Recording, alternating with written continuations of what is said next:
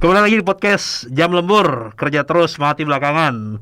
Kali ini saya nggak sendiri, saya rame, ada berempat. Jadi saya kedatangan 3 orang narasumber tamu, tiga-tiganya itu HR. Ada Pak Sandi, ada Pak Aris sama Pak Dudi ya. Tapi karena studio kita sempit, jadi tiga-tiganya itu saya gabungin jadi satu, maka jadilah Pak Dudi Aris Sandi. Halo. Halo Pak Dudi. Thank you loh. Akhirnya bisa ketemu walaupun dengan helm. Ya memang. Nah kenyataannya itu Pak, helm ini gabung di saya, Pak, nggak bisa dicopot Pak. Oh pantesan. Polantas suka sama saya, makanya diklik gitu kan. Taat lalu lintas luar biasa ya.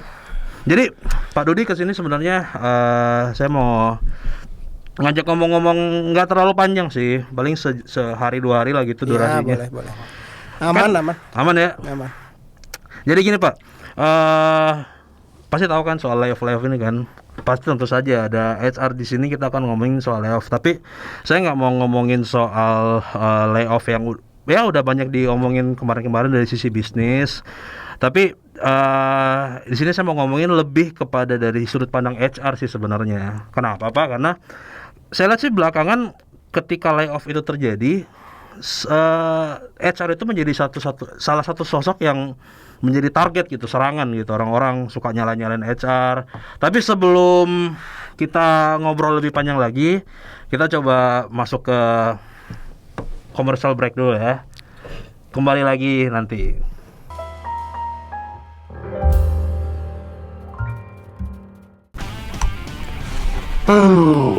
Lapar banget. Kayaknya pesan makan enak deh. Pesan di GoFood memang paling mantap ya. Coba ada apa nih? Bakso mencret, gado-gado miskin. Kayaknya bakso mencret enak deh ini. Saya pesan. Loh, nggak pesan apa-apa gitu. Aduh, kok makanannya langsung datang? GoFood, makanan belum datang, perut sudah kenyang. Karena biarpun makanan belum datang, perut kenyang, Anda akan happy seperti Om Wahyu.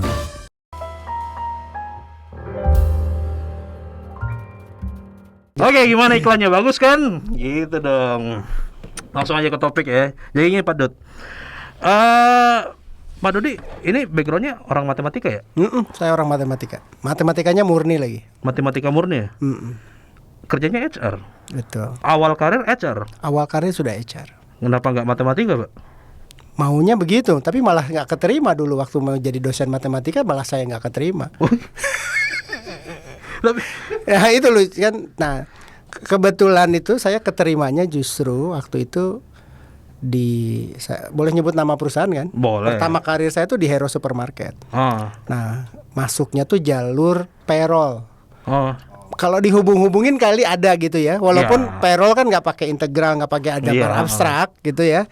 Tapi kalau dihubungin adalah hubungan dengan angka, analisa dan lain-lain lah. Cuma tambah kurang gitu doang. Padahal kan kalau payroll tuh cuma tambah kurang gitu, ngurangin gaji, nambahin gaji. Kali nggak ada Pak? Kali jarang.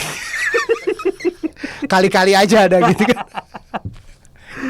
Jadi ilmu matematikanya tuh kepake di situ aja. Iya, makanya gue percaya tuh gini, kalau namanya kuliah itu ngajarin kita struktur berpikir, logika berpikir sih. Sebenarnya larinya ke sana lah gitu, bahwa banyak orang ada yang perguruan tinggi X katanya malah lulusannya jadi keperbankan semua gitu ya, padahal mungkin bidangnya bukan perbankan gitu ya. Pernah dengar kan pasti yang banyak gitu, sih itu. Ya, jadi sebenarnya kalau mau dibilang sih salah pilih karir gitu karena nggak sesuai dengan background pendidikan, sebenarnya itu nggak ada ya. Nggak ada. Ya karena sekarang kan kalau kita lihat juga contohnya ini Pak Dudi, ya udah posisinya juga udah impian banyak orang gitu kan. Tapi saya nggak bakal ngomongin soal apa yang udah Pak Dudi rasain sekarang di company yang sekarang gitu, karena semua orang udah tahu. Mungkin yang jarang Pak Dudi omongin itu soal apa sih perjalanan yang Pak Dudi udah lalui sampai bisa ada di titik ini gitu. Terlebih dengan topik kita ini tentang layoff ya. Iya. Dari perjalanannya Pak Dudi udah hampir 20 tahun lebih ya? 20 tahun lebih lah. Udah berapa kali ngerasain badai layoff? Kalau ditanya berapa kali, gue sampai nggak bisa ngitung. Karena gini, gue tuh dulu kan sebelum di yang sekarang nih, 10 tahun tuh di retail industri. Iya. Kemudian masuk ke fast moving consumer good. Iya. Dulu di retail itu kan kebetulan namanya retail, kita kan buka toko, Ya. kadang nggak bagus. Sekali PHK tuh ya nutup toko. Dan nutup toko tuh bukan satu, kadang-kadang satu toko, 2 toko, atau bahkan gede banget gitu ya tokonya, atau batal, udah direkrut kemudian batal buka, pernah juga kayak gitu. Bisa kayak gitu juga. Bisa.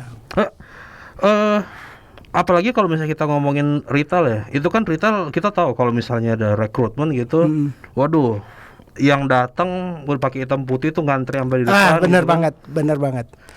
Terus yang keterima juga berapa gitu. Banyak ratusan.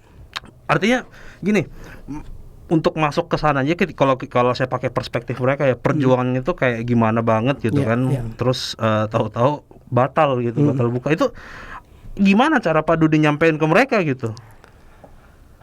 Gue merinding. Kalau diingetin itu gue merinding. Bukan asli. karena dingin, saya kecilin rasanya. Beneran merinding. Itu pasti bukan hal yang gampang lah ya. Waktu gue cerita lah di Bandung, di salah satu tadi perusahaan yang gue masuk, kita mau buka nih. Udah kejadian bukanya sebenarnya, tapi cuman berapa, sebulan atau 2 bulan, ternyata jualannya jelek.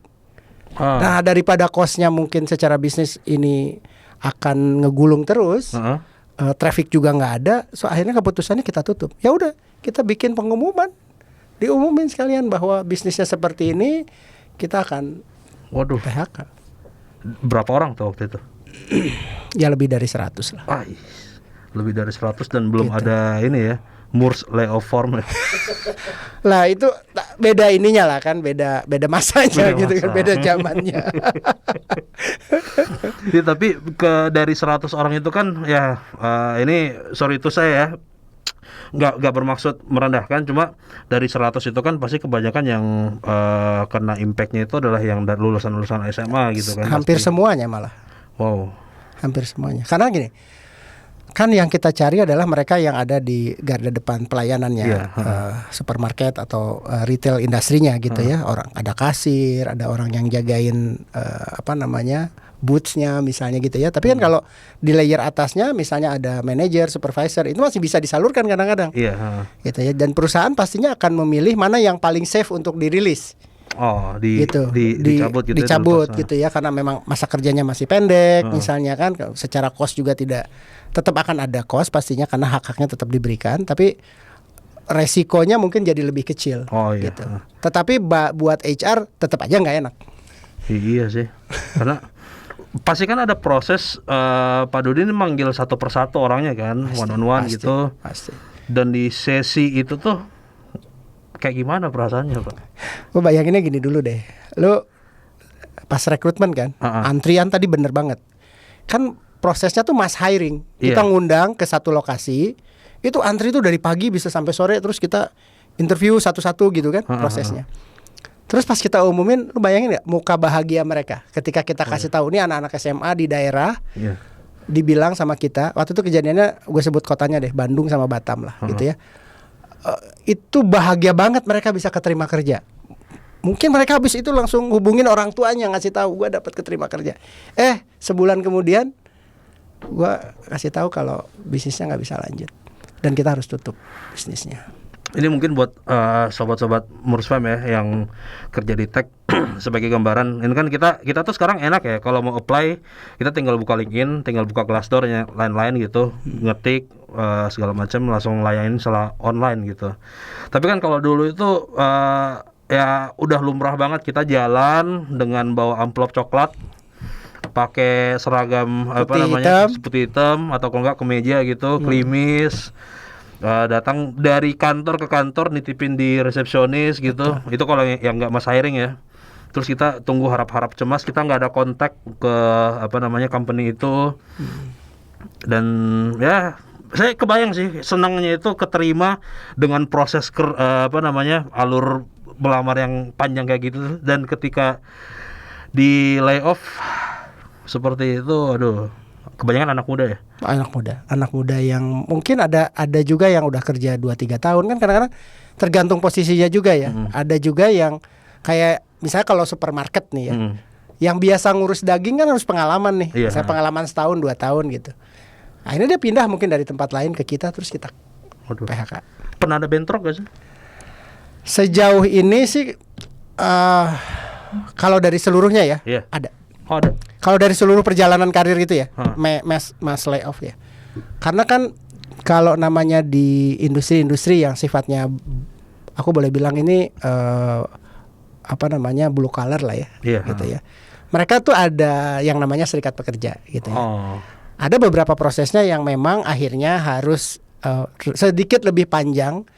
Prosesnya jadi sedikit malah lebih menantang lagi karena ada bagian dari organisasi yang juga mempertanyakan keputusan organisasi atau perusahaan untuk melakukan kebijakan layoff atau tutup dan sebagainya. Iya. Sepanjang misalnya sepanjang yang saya jalanin tuh kalau memang alasan-alasan yang jelas serikat pekerja juga bisa memahami gitu ya. Tetapi kadang-kadang ketemu hal-hal yang memang belum nggak sependapat.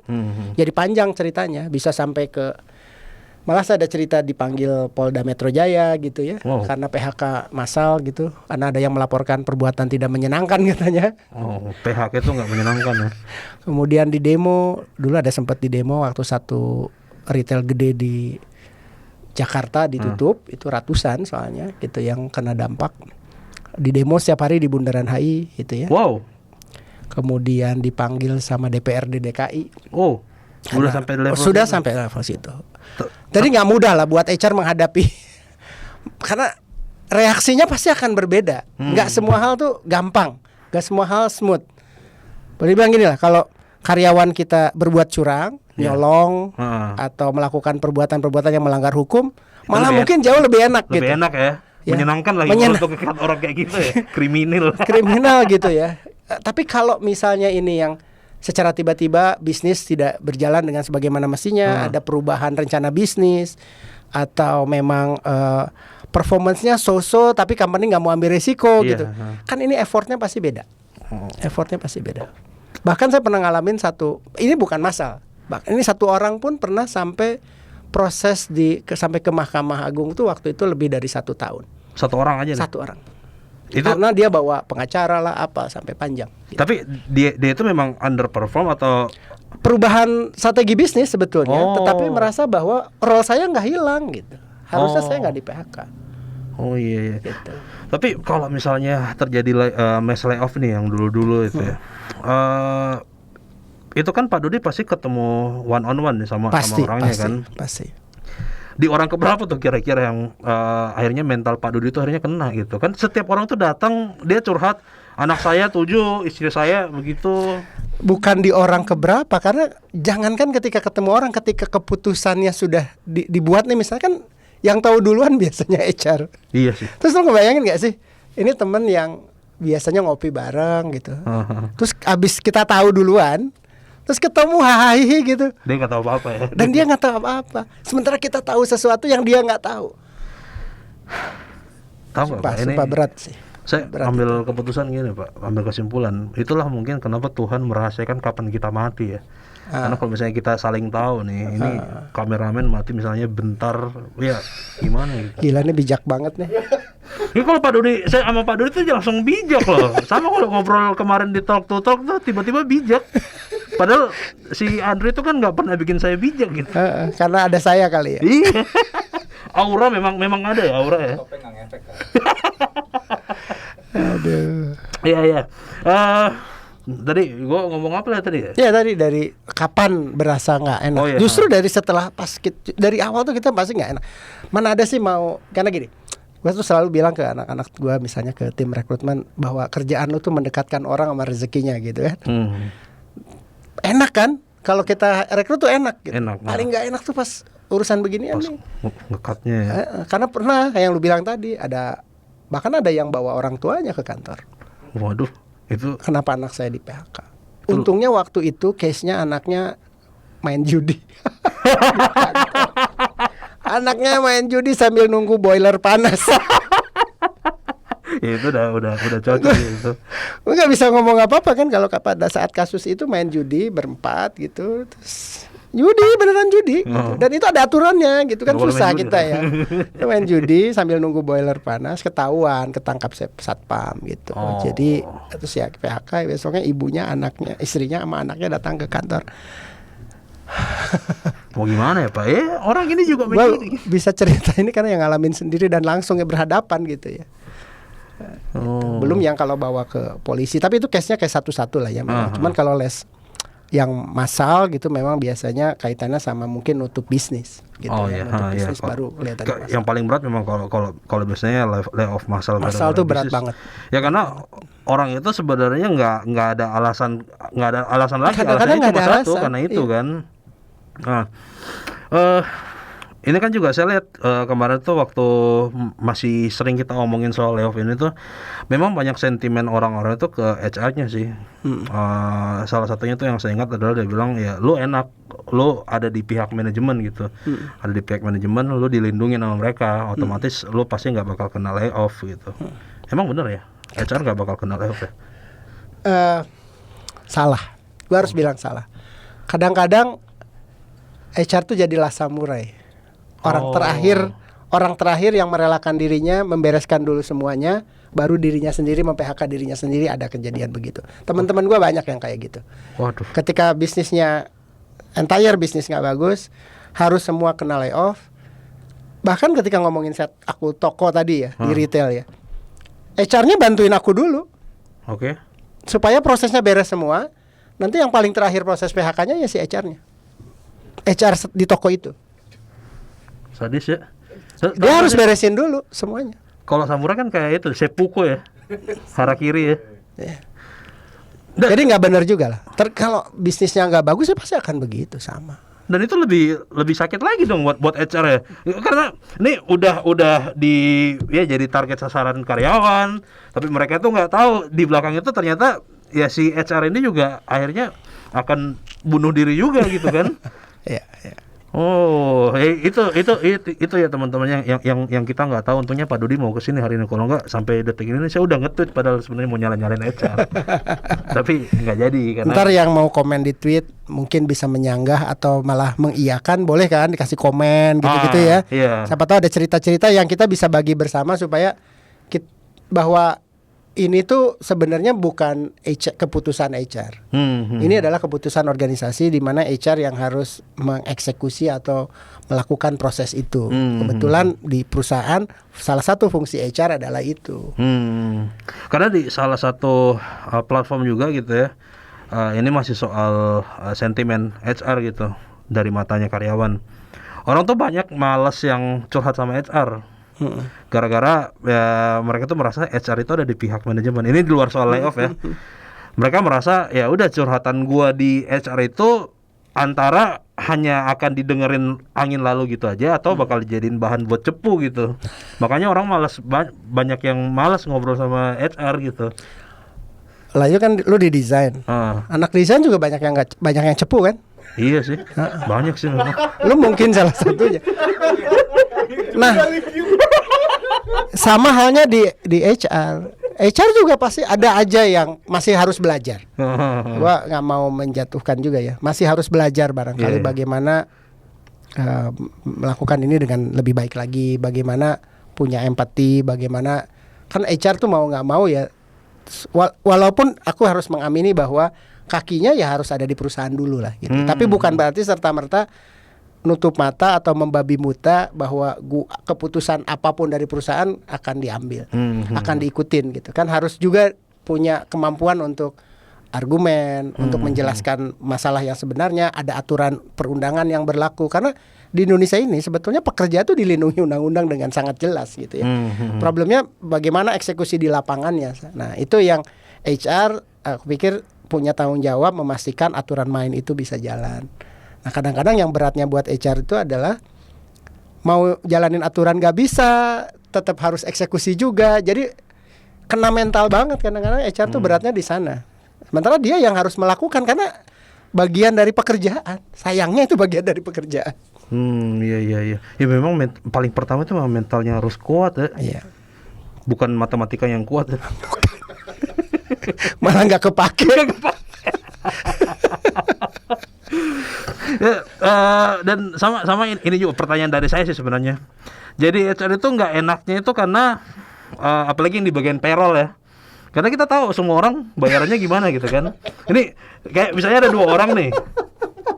Dua orang kita tahu sehari-harinya nih si satu ini nih, lu nggak perform tapi lu dibayar 10 juta. Itu gua ngalamin dari hari pertama gua pertama kali kerja.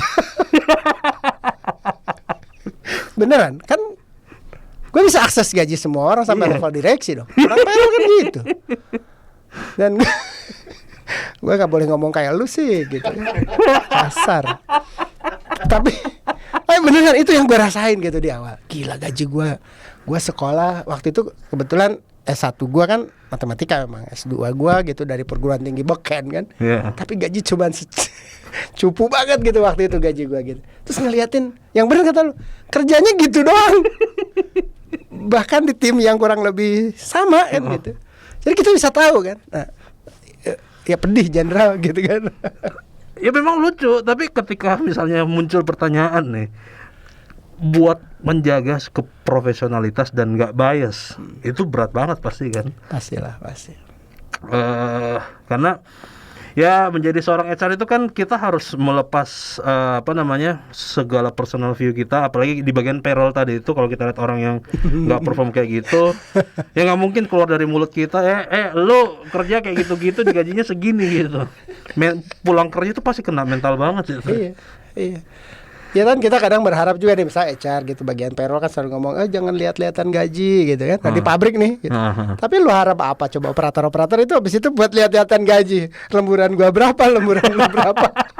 Kok gaji gua beda sama gaji lu gitu. Kayak gitu.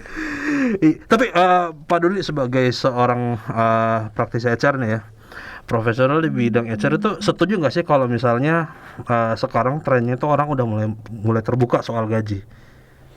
Setuju nggak? Relatif ya, menurut aku terbuka itu di gini, karena sebetulnya kita juga pengen ngelihat kan perusahaan tuh sebenarnya punya kepentingan untuk melihat competitiveness-nya dia dengan market.